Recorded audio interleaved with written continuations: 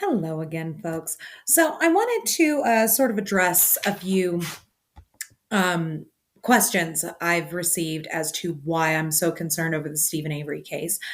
Now, first of all, I would like everybody to understand something. For many years, when I was a teenager, I planned on going to law school and I planned on practicing criminal law.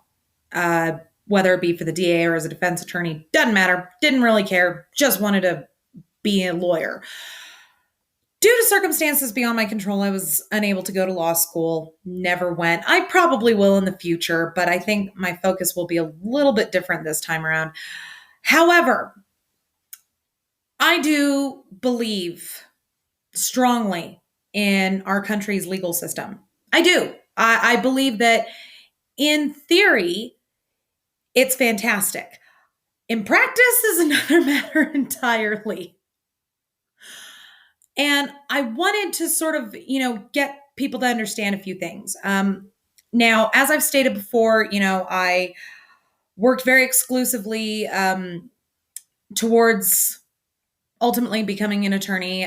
Just to give you some background on that, I was captain of my mock trial team in high school 4 years in a row.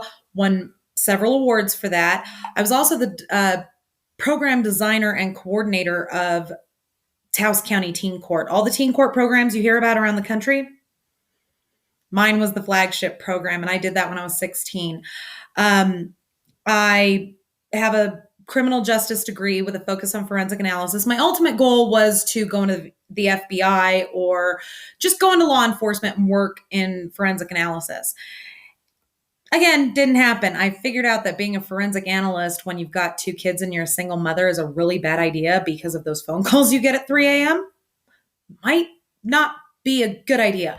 So I ended up not going into that. Now I am a published author. I write primarily paranormal, historical fiction, and murder thrillers. And my investigative skills that I gleaned from my many years working towards a criminal justice degree, as well as towards that career option, have really served me very well in my writing because my research is usually dead on. I insist on accuracy in all of my books. But it really, really pisses me off when I see corrupt government officials misusing the legal system. And the Stephen Avery case and the Brendan Dassey case, along with the West Memphis Three, these are fucking textbook worst case scenarios of corruption and just absolute god awful horrid police work. Basically they were railroaded. In all three cases they were railroaded, and that angers me. And I know a lot of people would say, well, why should I care? And it's like, because everybody says that won't happen to me. That's not my problem until it does happen to them. And the only way that we're going to affect any change, folks, is if we are all informed.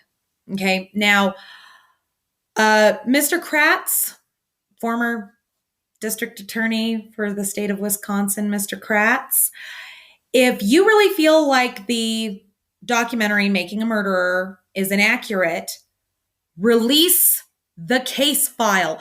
Once someone is convicted of a charge, that case file is no longer classified. That is considered public fucking record. And to not release the case file, I want to know what you are afraid of people finding out. That's fucking suspicious as shit. I could go down to the fucking courthouse right now and get the information on a fucking decades old murder case in my town, and the clerks would fucking hand it over and let me make copies. I could release it online. Why has this case file not been released? I know it's a long case file, but why has it not been released to the public? If you truly feel that you were misrepresented, the state was misrepresented, and that Stephen Avery is actually guilty, release the case file. Let us see your evidence. That's my challenge to you, Mr. Kratz. I challenge. Let's see if you can pony up. Thank you for watching.